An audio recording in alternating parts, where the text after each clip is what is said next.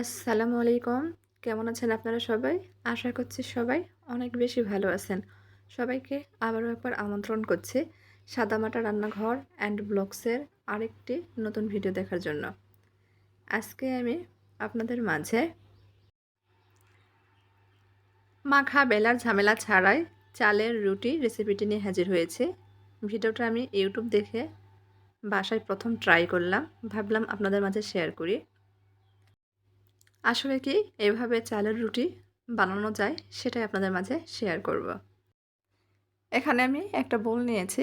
বোলের মধ্যে 1.25 কাপ মতো চালের গুঁড়া ব্যবহার করেছি। যে পরিমাণ চালের গুঁড়া ব্যবহার করেছি তার অর্ধেক আটা ব্যবহার করেছি। দিয়ে দিচ্ছি স্বাদ মতো লবণ। শুকনো উপকরণ নেড়েচেড়ে মিশিয়ে নিচ্ছি।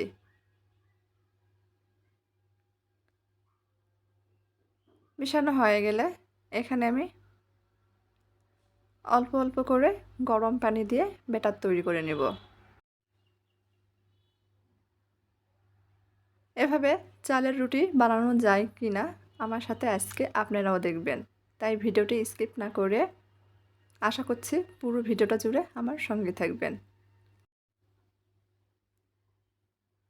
পানিটা অল্প অল্প করে দিয়ে ব্যাটার তৈরি করে নিচ্ছি। এখানে কিন্তু গরম পানিটাই ব্যবহার করতে হবে। যেহেতু গরম পানি ব্যবহার করেছি সেজন্য আমি হ্যান্ড উইক্স দিয়ে খুব ভালোভাবে নেড়েচেড়ে মিশিয়ে নিচ্ছি। এই ব্যাটার নাকি একটু বেশি সময় নিয়ে ফেটিয়ে নিতে হয়। সেক্ষেত্রে চালের রুটিগুলো অনেক সুন্দর হয়।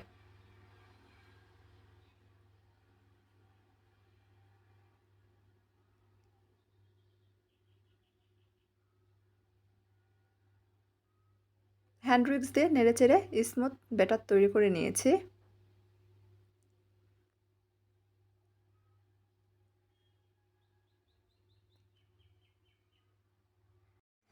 এই ব্যাটার ঠান্ডা হয়ে গেছে। এখন হাত দিয়ে আমি 4 থেকে 5 মিনিট মতো এভাবে ফেটিয়ে নিব।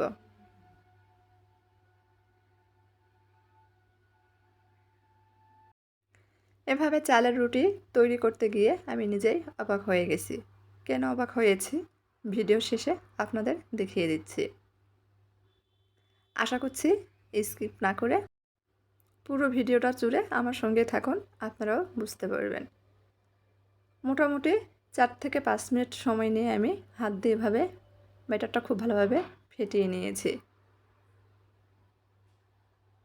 যারা চালের রুটি তৈরি করতে পারেন না তারাও নাকি এভাবে চালের রুটি অনায়াসে তৈরি করে নিতে পারবেন।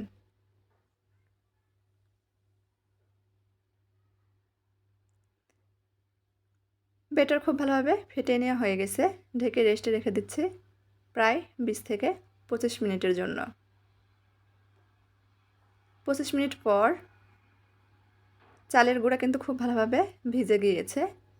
আমি আবারও কিছুক্ষণ সময় নিয়ে হাতার সাহায্যে ব্যাটারটা ফেটিয়ে নিচ্ছি।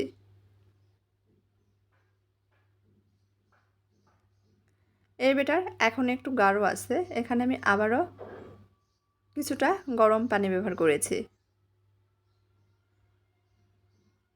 ব্যাটারটা একটু পাতলা করেই তৈরি করে নিতে হবে। একেবারে পাতলাও না, আবার অনেক বেশি গাঢ়ও না। 1.25 কাপ চালের গুঁড়া আর তার অর্ধেক আটার জন্য এখানে আমি 1.5 কাপের একটু বেশি বেশি পরিমাণ গরম পানি ব্যবহার করেছি। এটা আমার ভেজা চালের গুঁড়া ছিল।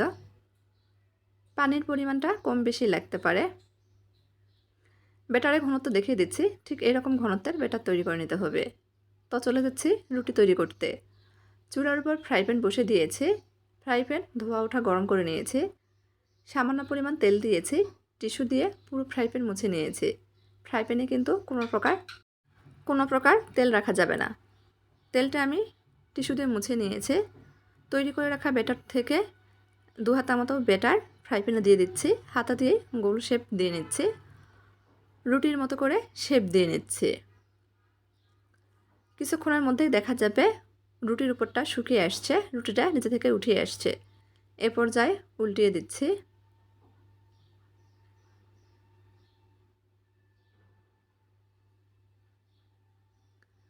এখন উল্টিয়ে পাল্টিয়ে চেপে চেপে ভেজে নিব। খুন্তি দিয়ে চেপে চেপে ভেজে নিচ্ছি। চুলার আঁচ এ পর্যায়ে মিডিয়াম আঁচে একটু কমিয়ে রেখেছি। হালকা ফুলে উঠেছে। এই রুটিগুলো কিন্তু তৈরি করার সময় কখনোই ফুলকো ফুলকোভাবে তৈরি করা যাবে না। আবার একটা তৈরি করে দেখিয়ে দিচ্ছি। আমি রুটিগুলো তৈরি করে যা বুঝতে পেরেছি আপনাদের মাঝে আজকে সেই অভিজ্ঞতাটাই শেয়ার করছি। আবার একটা রুটি তৈরি করে নিচ্ছি। 2 হাতা মতো ব্যাটার ফ্রাই প্যানে দিয়ে দিয়েছি। হাতা দিয়েই রুটির মতো গোল শেপ দিয়ে নিয়েছি। কিছুক্ষণের মধ্যে দেখা যাবে নিচে থেকে উঠে আসছে। এ পর্যায়ে উল্টিয়ে দিয়েছি। এখন খুন্তি দিয়ে চেপে চেপে ভেজে নিব। এভাবে চালের আটা রুটি তৈরি করলে রুটিগুলো কিন্তু কখনোই ফুলকো ফুলকো হবে না। আবার একটা রুটি তৈরি করতে গেলে অনেক বেশি সময় লাগবে। আমার কাছে মনে হচ্ছে গ্যাসের অপচয় হচ্ছে এখানে।